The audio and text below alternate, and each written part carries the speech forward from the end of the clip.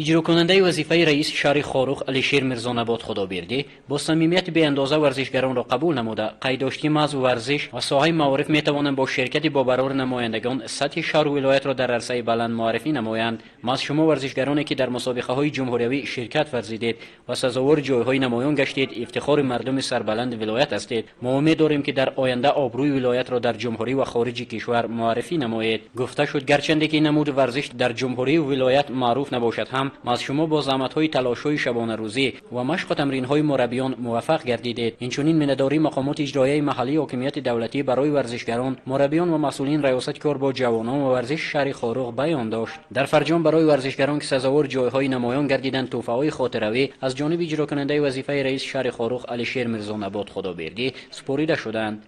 من آخوان قدم و امینه خواننده صنف 7 مکتب تحصیلات میانه عمومی رقم 7 در مسابقه ورزشی از نمود بدمینتون اشتراک کردم و سزاوار جای اول گشتم. من منتداری خود را به معلمم آنهایی که مرا دستگیری کردند میرسانم.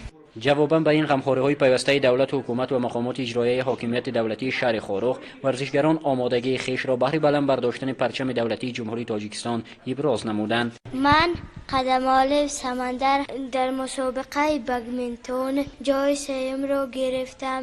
در فرجام قید کرده شد که تنها توسط همکاری‌های زیچ تمرین‌های زیاد می‌توان به نتیجه‌های دلخواه بهر بلند برداشتن آبروی ولایت و جمهوری به نتیجه‌های بلندتر موفق گردید.